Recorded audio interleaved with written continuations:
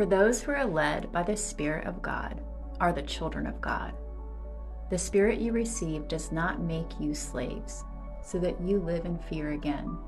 Rather, the Spirit you received brought about your adoption to sonship.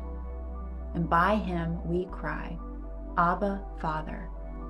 The Spirit himself testifies with our spirit that we are God's children. Now, if we are children, then we are heirs, heirs of God and co-heirs with Christ. If indeed we share in his sufferings, in order that we may also share in his glory. Romans 8:14 through 17. I am an adoptive parent. We have 2 teenagers adopted as an infant and a toddler from South Korea.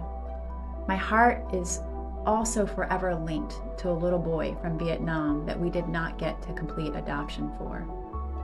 The first of our adoptions fell through at the last minute, which was a crushing blow to what had already been a heartache due to not being able to get pregnant.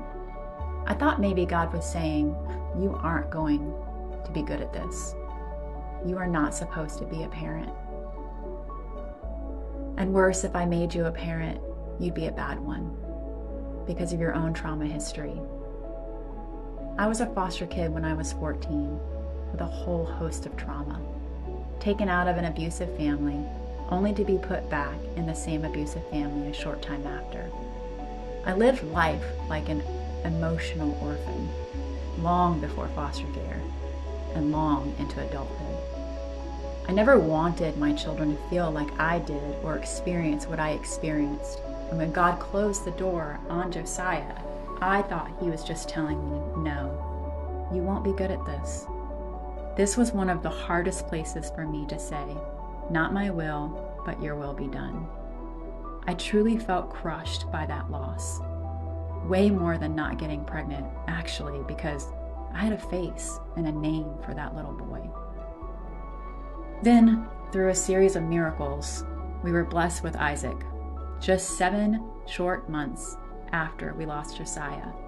He was the fluffiest, biggest smile, jovial baby. Our hearts were full to overflow.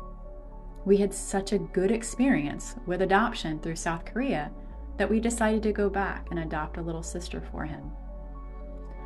Lillian came home at almost 2, and the experience of grafting her in was wrought with so much more turmoil. She was scared and angry. Her little toddler self triggered every traumatic memory I either thought I dealt with or that I had completely suppressed. It was a traumatic experience for both of us. I learned how to put off my own orphan spirit by loving orphans into a family. Adopting them healed me. I call him my joy and her my delight. I wasn't expecting that to be what occurred when I sought out to adopt. I thought I was rescuing them from orphanhood, but they taught me about the Father's love. And he used the grafting of them to heal what was broken in me. The Father would whisper to me in my desperation that I was learning to understand his heart for me and for all of his children, because his heart is passionate about adoption. Not just literal orphans, but every spiritual orphan that was looking for a daddy. He would happily be the best daddy one could ever ask for. So I will leave you with this.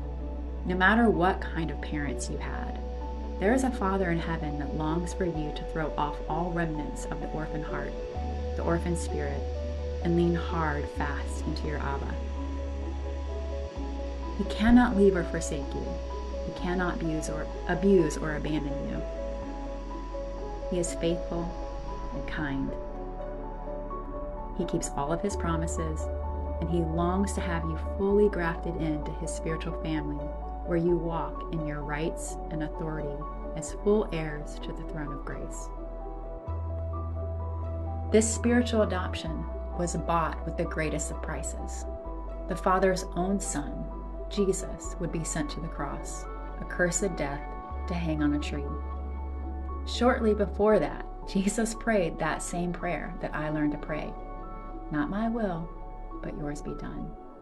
As he died for our sins so we could be adopted, I believe that he saw your face and my face. If you're listening to this, he saw you across time and said, that one, I want to adopt that one. I want my death to pay for that one. And he gave his last breath with the hope that you would choose him, because adoption is a multi-layered choice. He calls us, and we answer with Abba, sealing the relational interaction for eternity. And then you are a son or daughter first, and a son or daughter always, with all of the rights and authority of the firstborn son, who is Jesus.